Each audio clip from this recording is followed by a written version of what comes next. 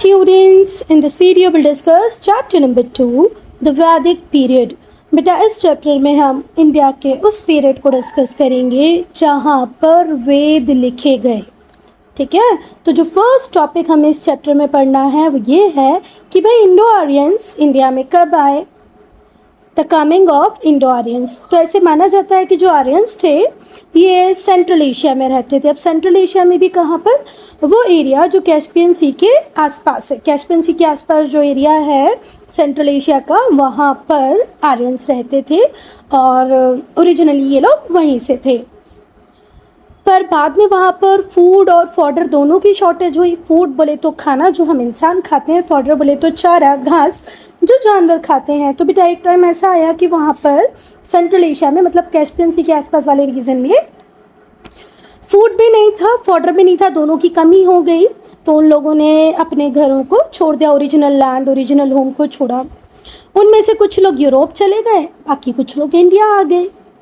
ठीक है, through the passes of Hindu Kush. Passes क्या होता है बेटा, जब माउंटेन्स के बीच में कोई नेचुरल वे मिल जाए, रास्ता मिल जाए, तो उसको क्या कहते हैं, पास. ठीक है, पासेस समझ में आ गए. जैसे जोजिला पास आपने सुना होगा, तो वैसे ही पासेस माउंटेन के बीच में अगर कोई नेचुरली आपको माउंटेन क्रॉस करने का रास्ता मिल रहा है बिना माउंटेन पे चढ़े, उसको कहते हैं पासेस. ठीक है, तो इन्होंने हिंदू कुश जो माउंटेन था उसमें जो पासेस थे, उस पास से ये किस में आ गए, इंडिया में आ गए. और कब आए बेटा, ये 1500 BC before Christ, before common era 1500 में ये इंडिया आ गए थे.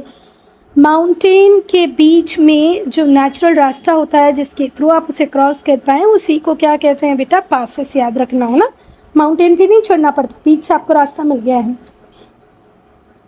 और वो आर्यंस जो इंडिया आ गए, इंडिया में आके रहने लगे, उन्हीं को क्या कहा हमने, इंडो आर्यंस.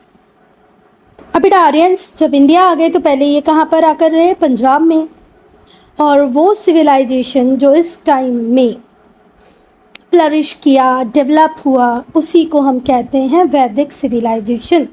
तो फर्स्ट पैराग्राफ से आपको बस इतना समझना है कि जब कैस्पियन सी के आसपास वाले रीजन में फूड और फॉडर की शॉर्टेज हुई, तो वहाँ से जो आर्यंस थे वो जाने लग गए. कुछ यूरोप चले गए, कुछ इंडिया आ गए. इंडिया किस रास्ते से आए, हिंदू कुश माउंटेन के जो बीच में पासेस है उससे आए. कब आए, 1500 BC में आए. ठीक है, चल आकर पहले कहाँ रहे, तो पंजाब में रहे. और वो सिविलाइजेशन जो इनके टाइम में डेवलप हुई, उसी को कहते हैं हम वैदिक सिविलाइजेशन. द वेद्स, बेटा इसको आप वेदास भी कह सकते हो, पर वेद है वो, है ना. द वेदास बोलना है तो भी कोई प्रॉब्लम नहीं. हम वैदिक सिविलाइजेशन को डिस्कस करें उसके पहले हमें सोर्सेस को डिस्कस कर लेना चाहिए, सोर्स को डिस्कस कर लेना चाहिए. जो पूरा चैप्टर है वैदिक सिविलाइजेशन कहीं ना कहीं किसी सोर्स के ऊपर बेस होगा ना. कोई भी चीज़ हम हवा में तो नहीं लिख देते हैं, कोई ना कोई सोर्स तो होता है. तो क्या सोर्स थे, मतलब वैदिक लिटरेचर को पहले हम डिस्कस करेंगे, उसके बाद वैदिक सिविलाइजेशन को हम पढ़ेंगे. जो मोस्ट इम्पॉर्टेंट सोर्स है वैदिक सिविलाइजेशन का वो वेद ही है, वेदास ही हैं. वेद का मतलब होता है नॉलेज. ठीक है, वेद क्या है, नॉलेज है, ज्ञान का भंडार है.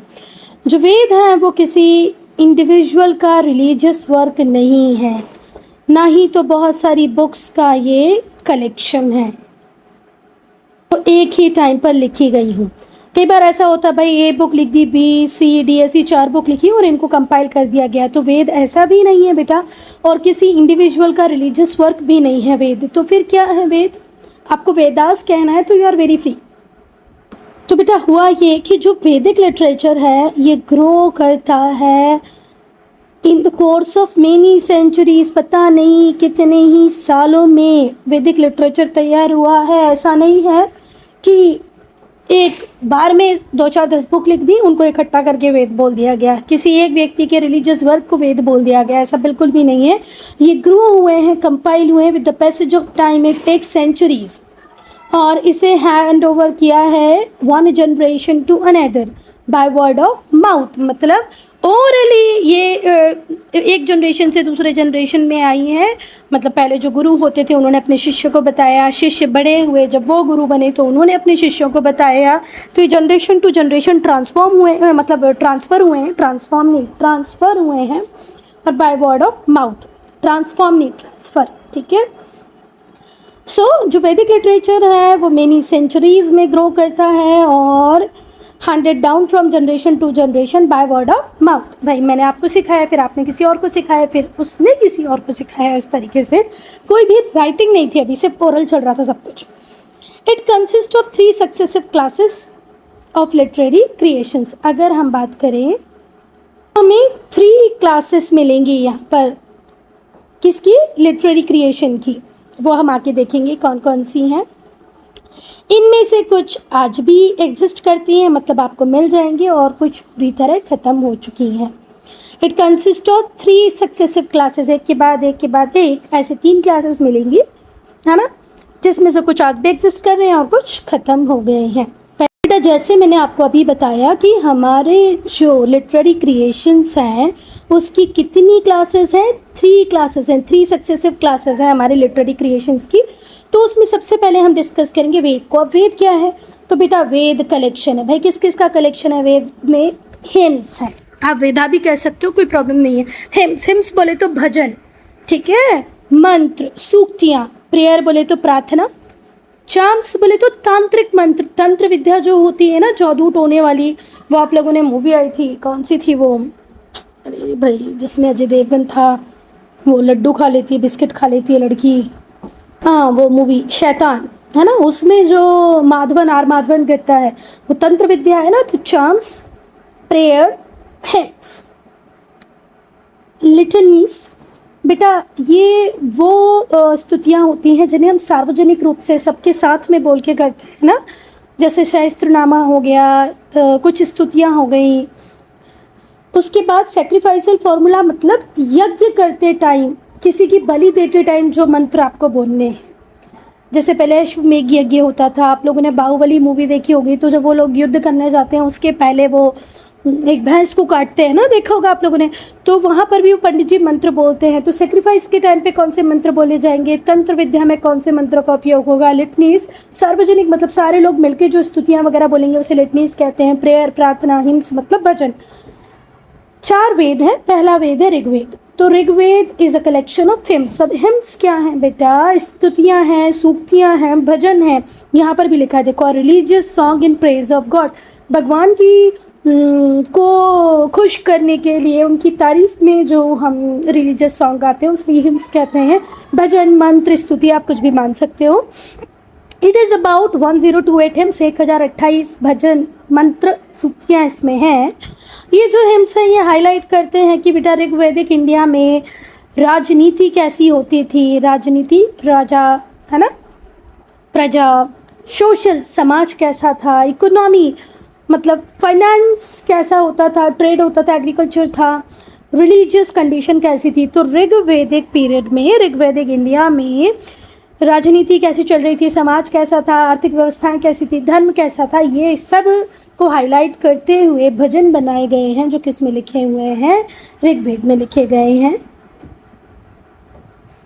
अभी आपको पासेस का मीनिंग समझ में नहीं आ रहा था ना, तो जैसे ये हिंदू कुश माउंटेन है, तो हिंदू कुश माउंटेन में एक पास तो यहाँ मिल जाएगा जिसे हम खैबर पास कहते हैं, दूसरा है बोलन पास, ठीक है, खैबर पास एंड बोलन पास। अगर पहाड़ इस तरीके से होंगे तो आपको पार करना मुश्किल हो जाएगा, पर कभी अगर माउंटेन्स, पहाड़ इस तरीके से मिल जाए, पर्वतमाला इस तरीके से मिल जाए कि बीच से आप इनको क्रॉस कर पाओ, तो इसी को कहते हैं पासेस, ठीक है। तो खैबर पास, बोलन पास से आए थे नॉर्डिक आर्यंस, नॉर्डिक आर्यंस नहीं, गलत बोला, इंडो आर्यंस। नॉर्डिक आर्यंस तो कहाँ पर थे बच्चों? जर्मनी में, जिनकी होती थी ब्लू आइज, ब्लॉन्ड हेयर्स और बिल्कुल गोरे गोरे होते थे वो, मतलब अच्छा कलर होगा, ब्लू आइज होंगी और ब्लॉन्ड हेयर्स होंगे, उन्हें बोलते थे नॉर्डिक आर्यन। यहाँ नॉर्डिक आर्यन नहीं, यहाँ तो कौन है? Indo Aryans. अब हम बात करेंगे सामवेद की। तो बेटा सामवेद कलेक्शन है किसका? सॉन्ग्स का। और ये सॉन्ग्स कहाँ से लिए गए हैं? ऋग्वेद से। बेटा इसमें म्यूज़िक और सॉन्ग्स की बातें की गई हैं। अगर हम चारों चारों वेदों को कंपेयर करें तो ये सबसे छोटा वेद है। मतलब हम बोलते हैं ना, जो इंडियन म्यूज़िक है, इंडियन म्यूज़िक का मूल रूट यही है सामवेद। अब हम यजुर्वेद को पढ़ेंगे तो यजुर्वेद में बेटा सेक्रीफाइसल फॉर्मूला लिखा गया है। मतलब यज्ञ करते टाइम आप कौन से मंत्र करेंगे, जो बलि देंगे तो कौन से मंत्र पढ़ेंगे, वो है ना। अथर्ववेद, अथर्ववेद तो अथर्ववेद क्या है? अथर्ववेद कलेक्शन है किसका? स्पेल्स एंड चार्म्स का, जादुई टोने टोटके मंत्र। याद करो शैतान मूवी। अच्छा बेटा, शैतान मूवी में वो गलत के लिए उनको यूज़ करता है। आप कई बार तंत्र विद्या को बहुत अच्छे के लिए भी यूज़ किया जाता है। शैतान मूवी में गलत के लिए किया गया वो एक अलग बात है। तो अथर्ववेद क्या है? कलेक्शन है चार्म्स एंड स्पेल्स का, तंत्र मंत्र विद्या का। जब आप अथर्ववेद को पढ़ते हो तो ये जान पाते हो कि बेटा कैसे जो आर्यंस थे वो शुरुआत में नेचर वर्शिप करते थे। नेचर वर्शिप मतलब वो सूरज को पूजते थे, क्रॉप के लिए रेन को पूजते थे, इंद्र देवता को मानते थे, है ना, बारिश को मानते थे, सूरज को मानते थे, पूजते थे। पर धीरे धीरे वो इस सारी चीज़ों को डिस्कार्ड कर कर स्पिरिट की वर्शिप करने लगे। मतलब ऐसे अनफोर्सीन पावर्स को मानने लग गए जिन्हें हम देख और समझ नहीं सकते। मतलब पहले नेचर वर्शिप करते थे, पेड़ों की पूजा करते थे, सूरज की पूजा करते थे, नदियों की पूजा करते थे। पर बाद में इन्होंने ऐसी पावर्स को मानना चालू कर दिया जो एक्चुअल में अनफोर्सीन थी, दिखती नहीं थी। ठीक है, बारिश की पूजा करना, सूरज की पूजा करना, पेड़ों की पूजा करना, ये नेचर वर्शिप है बेटा। चलो, तो फर्स्ट जो हमारे क्रिएशंस थे, 3 सक्सेसिव क्रिएशन, उसमें से वेद हमने पढ़ लिया है। तो जो वेद हैं वो अर्लीस्ट सेगमेंट है वैदिक लिटरेचर का। ठीक है, और इन वेदों में भी सबसे पुराना जो वेद है वो कौन सा वेद है? ऋग्वेद। ऋग्वेद ओल्डेस्ट वेद है। चलो, वेदास है। अब हम पढ़ेंगे द ब्राह्मणास। ठीक है, तो ये प्रोस टेक्स्ट है बेटा जिनमें डिटेल मीनिंग दिया हुआ है वैदिक हिम्स का। जैसे हमने वेद देखा, वेद में मंत्र थे, पर किस मंत्र का क्या मतलब है ये आपको वो ब्राह्मणास में मिलेगा। ठीक है, ब्राह्मण में मिलेगा।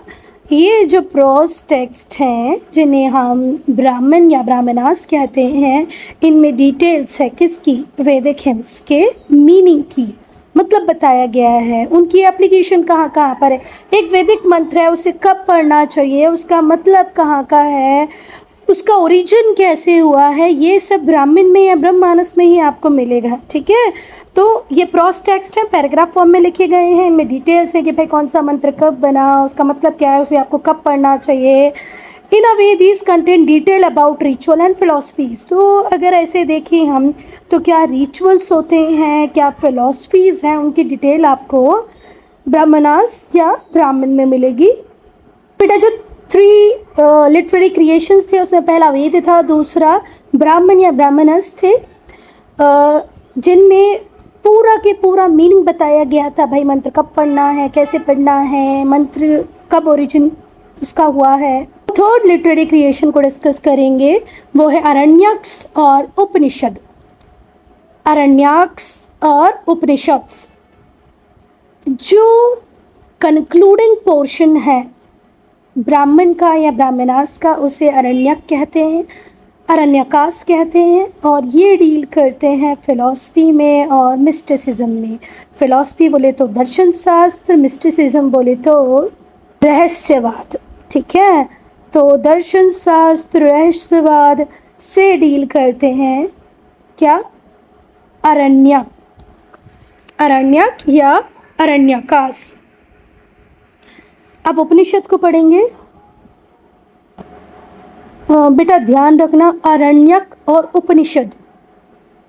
अब इसके अलावा आपको जो रीडिंग करनी है वो उसकी रीडिंग कर सकते हो। ठीक है, अब वैसे भी आपकी एग्ज़ाम ओरल नहीं होनी है, रिटर्न होनी है।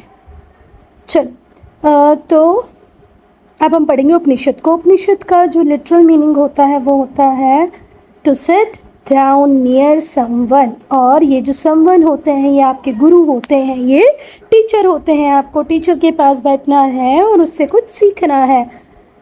चलो, तो लिटरेरी मीनिंग उपनिषद का क्या है? To sit down near someone, और यहाँ पर समवन बेसिकली गुरु के लिए यूज हुआ है। It denotes people sitting near his गुरु, ये बताता है कि जो बच्चे थे, जो स्टूडेंट्स थे, वो अपने गुरु और टीचर के पास में बैठते थे और उनके बीच में होता था कॉन्फिडेंशियल कम्युनिकेशन, किसके ऊपर? सीक्रेट डॉक्ट्रिन्स, मतलब ऐसी ही कुछ रहस्यमयी बातें होती थी, कुछ कॉन्फिडेंशियल कम्युनिकेशन उनके बीच में होता था, जिसको बाद में लिखा गया और उसे ही क्या कहा गया? उपनिषद। अब हम पढ़ेंगे आर्कियोलॉजिकल सोर्सेस को, आयरन एंड पॉटरी। तो बेटा, वेद के अलावा और कौन से सोर्सेज हैं जो आपको वैदिक पीरियड के बारे में बताते हैं? तो वेद के अलावा बहुत सारे आर्कियोलॉजिकल सोर्सेज भी हमारे पास हैं। इंडिया के डिफरेंट पार्ट से हमने डिस्कवर किया है। हमने पहले भी डिस्कस किया है कि जो आर्यंस थे वो मूव करते हैं किस डायरेक्शन में? साउथ ईस्ट डायरेक्शन में। अब जैसे मैं इंडिया की बात करूं तो यहाँ पर वो आकर रहे, यहाँ से चले थे, तो ये किसी भी कंट्री का साउथ होता है, ये ईस्ट होता है, ये वेस्ट होता है और ये नॉर्थ होता है। तो इस डायरेक्शन में ये चलना चालू हुए, मतलब साउथ ईस्ट डायरेक्शन में चलना चालू हुए और चल कर साउथ ईस्ट में ये यहाँ तक आ गए और यहाँ पर ये रहने लग गए। ठीक है, तो आर्यंस ने किस डायरेक्शन में चलना चालू किया? साउथ ईस्ट में। चल, हमने पहले भी डिस्कस किया कि आर्यंस साउथ ईस्ट मूव करते हैं और फाइनली कहाँ पर आके रहने लगते हैं? इंडिया में आके रहने लगते हैं। उस पार्ट में जो मैप में दिखाया गया है, मैं दिखा देती हूँ आपको मैप में। ओहो, ये देखो। तो बेटा, ये अपने एरिया से यहाँ से किस डायरेक्शन में चले? साउथ ईस्ट में, और कहाँ पहुँच गए? इंडिया के इस पार्ट में, यहाँ आकर रहने लग गए ये लोग। चलो, तो आपने मैप में एरिया देख लिया, कहाँ पर आके रहने लगे? As pastoral and agricultural communities, कुछ कम्युनिटीज़ ऐसी थी जो एग्रीकल्चर में ज़्यादा बिलीव करती थी, एग्रीकल्चर पे बेस करती थी, पर कुछ ऐसी भी थी जो पेस्टोरल थी, जो one place to another move करती थी अपने एनिमल्स के साथ में, और जो एनिमल प्रोड्यूस होती थी उस पर ही अपनी लाइफ का गुजर बसर करती थी, उनका लाइवलीहुड का ज़रिया वही थे, इनके एनिमल्स। चलो, तो कुछ कम्युनिटीज़ जो आई वो पेस्टोरल थी। पेस्टोरल बोले तो moving from one place to another with animal and earn livelihood on animal produce only.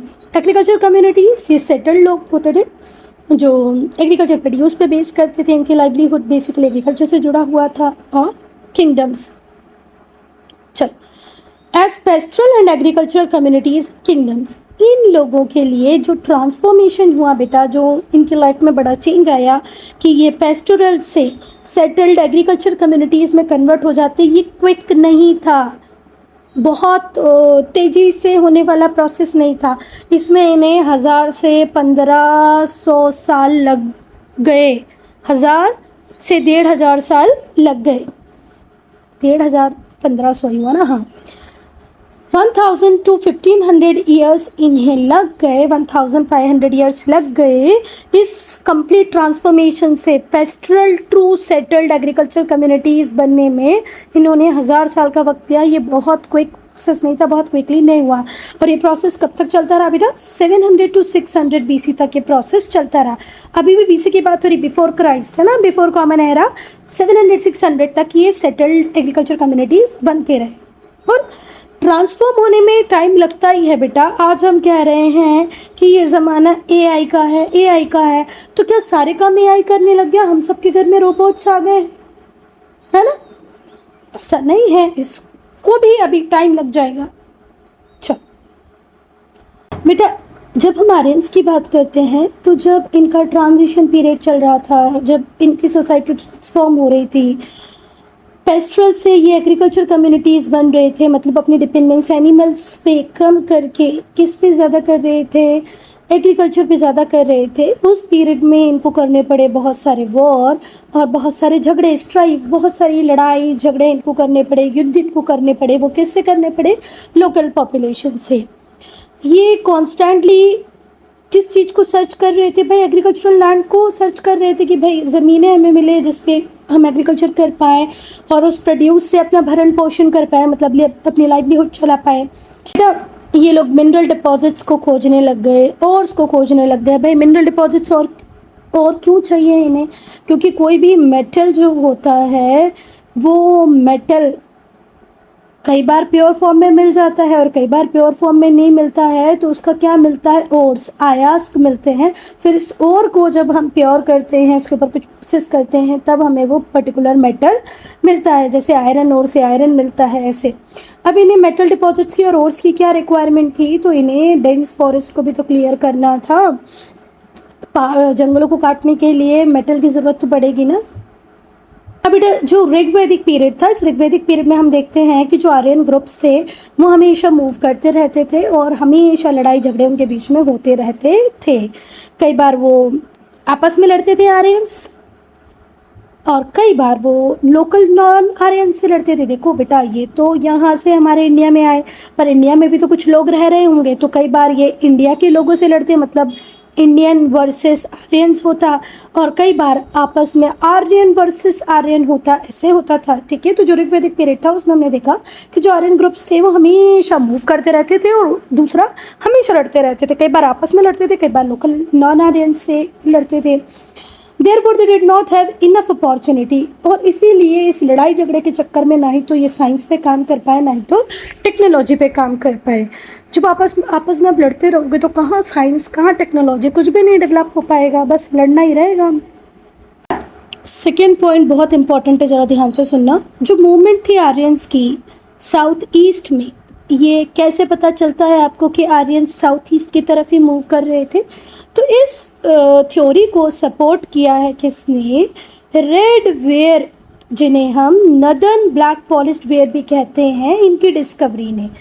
ध्यान से सुनना बेटा, आपको मैंने बता दिया कि जो आर्यंस थे वो साउथ ईस्ट की तरफ मूव कर रहे थे, पर ये कैसे पता चलेगा कि भाई ऐसा ही था, तो ऐसा ही था, इस थ्योरी को सपोर्ट करते हैं रेड वेयर्स, जिन्हें हम NBPW भी कहते हैं, नदर्न ब्लैक पॉलिश्ड वेयर। ये हमें पूरे वेस्टर्न उत्तर प्रदेश में मिलते हैं। अब क्या खासियत थी इस पॉटरी की,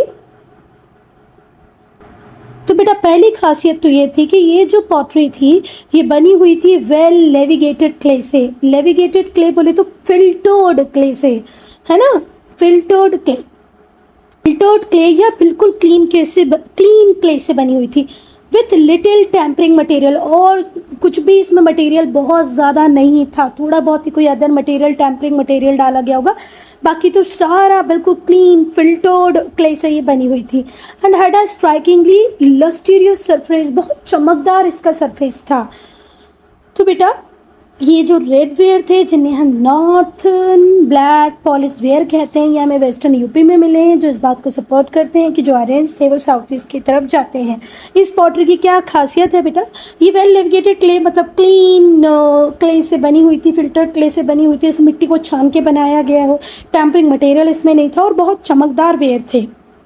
चल बेटा अब हम बात करेंगे क्राफ्ट्समैन की। तो जो क्राफ्टमैन थे, जैसे वुड वर्कर्स, बढ़ई जो लकड़ी में काम करते थे, जो अलमारी बनाते थे, रथ बनाते थे, मेटल वर्कर्स जैसे वेपन्स बनाने वाले, एक्स बनाने वाले, सिकल्स बनाने वाले, ये एंड होना चाहिए, है ना, एंड।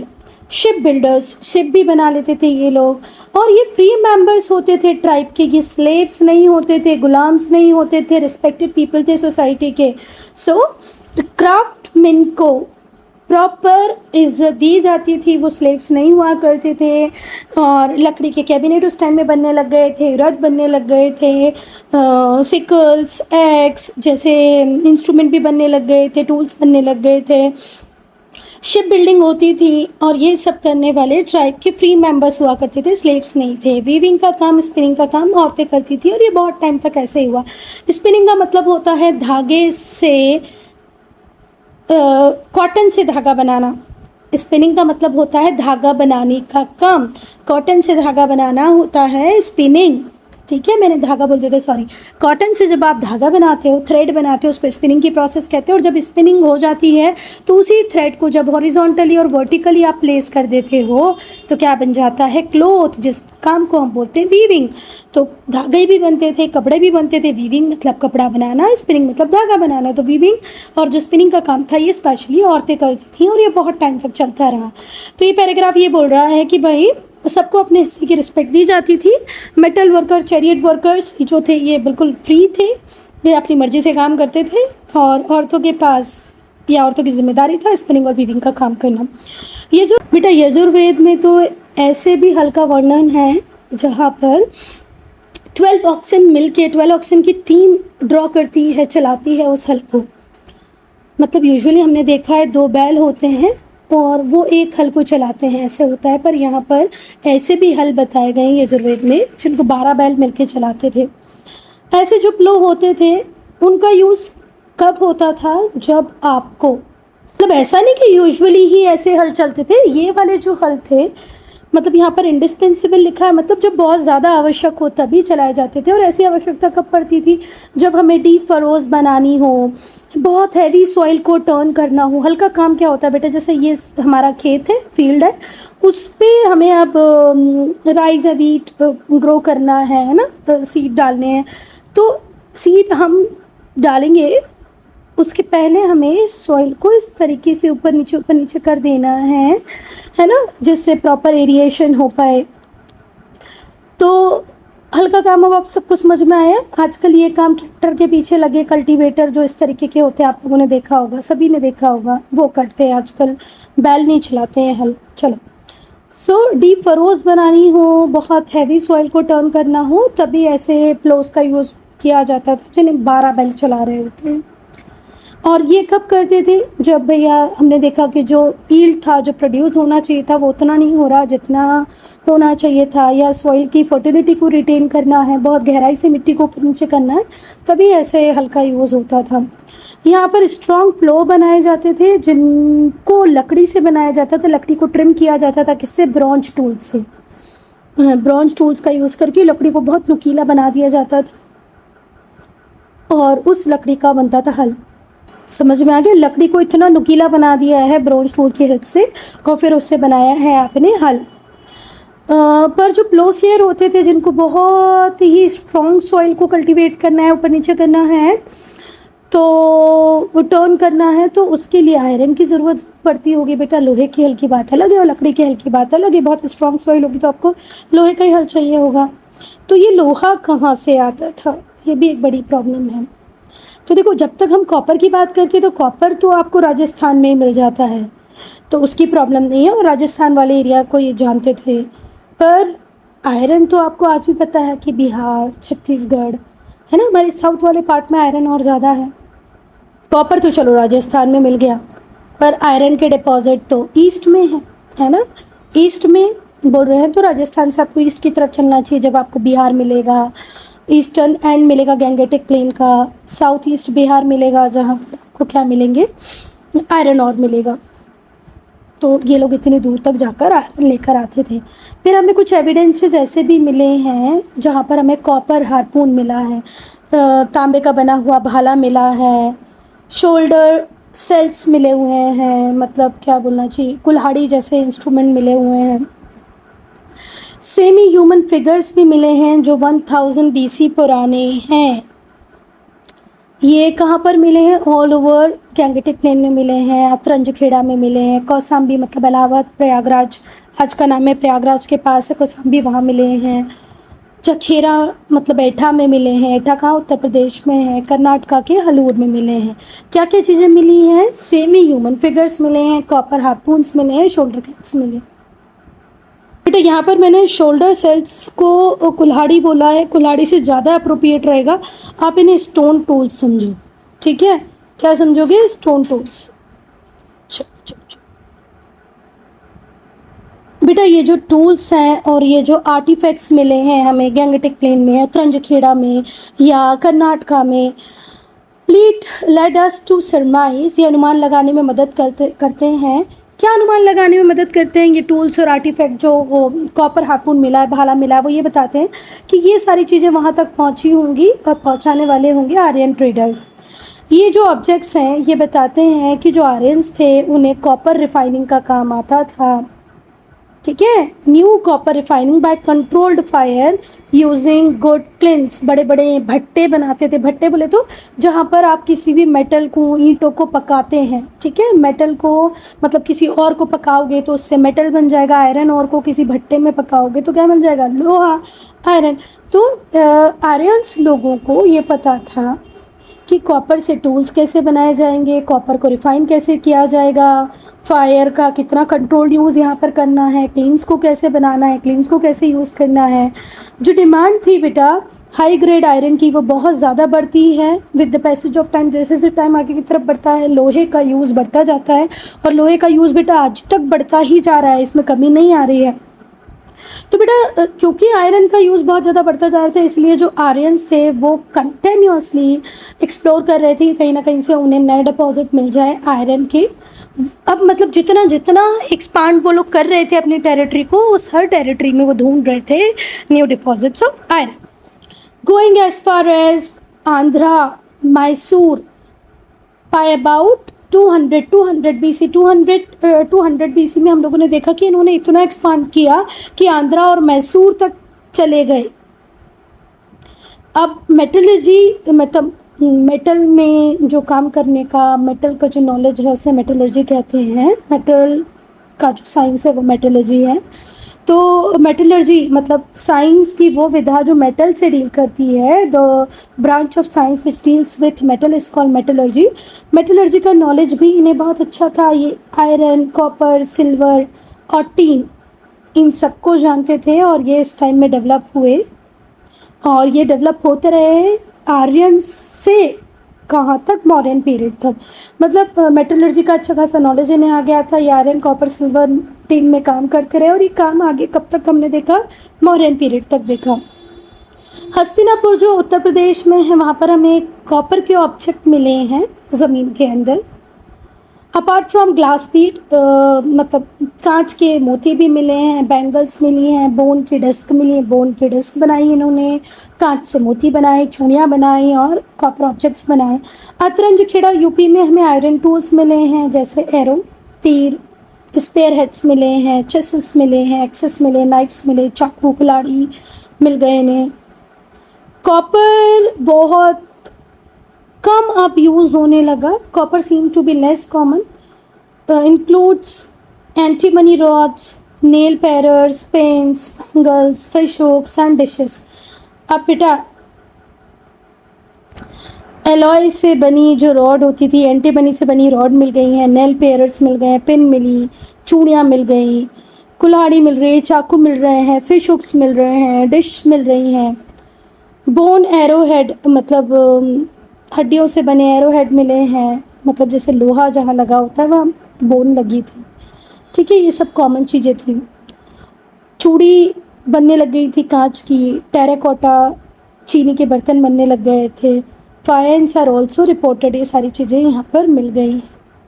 अब बेटा यहाँ पर फायर्स लिखा है, इसका मतलब होता है मिट्टी के चमकदार बर्तन। टेराकोटा चीनी मिट्टी के बर्तन, कांच की चूड़ियाँ, ये सब बहुत कॉमन थे। अब हम जखेरा राजस्थान की बात करें तो यहाँ पर वीट, गेहूँ, बार्ले, जौ, राइस, चावल, कैटल में कौन पिग और हॉर्स बहुत नंबर में मिले हैं। लोहे के बहुत बड़े बड़े इम्प्लीमेंट्स मिले हैं। तो जखेरा राजस्थान में आपको गेहूँ, चावल और जौ मिला है। अगर कैटल की बात करें तो पिग और हॉर्स वगैरह यहाँ पर बहुत नंबर में थे। बड़े बड़े आयरन के इम्प्लीमेंट मिले हैं। जो बहुत ज़्यादा फ्रिक्वेंटली यहाँ पर मिले हैं चीज़ें वो हैं arrow heads, both barbed and leaf shaped. Barbed shape के भी मिले हैं, लीफ शेप्ड के भी मिले हैं। बेटा जब मैं बार्ब्ड शेप की बात कर रही हूँ तो बार्ब्ड शेप ऐसे वाले एरो की बात हो रही है, ठीक है, और लीफ शेप्ड की बात कर रही हूँ तो ऐसे वाले की बात हो रही है। लीफ शेप्ड एरो भी मिले हैं, बार्ब्ड शेप्ड एरो भी मिले हैं। एक्सेस कुल्हाड़ी मिली हैं with shaft hole are reported to Noh and Atranjikhera. Noh और अतरंजखेड़ा में कुल्हाड़ियाँ मिली हैं। Atranjikhera also yielded iron tongs, तो वो चिमटा भी यहाँ पर हमें मिला है। अर्ली वैदिक पीरियड को हम नेक्स्ट पार्ट में डिस्कस करेंगे, ठीक है।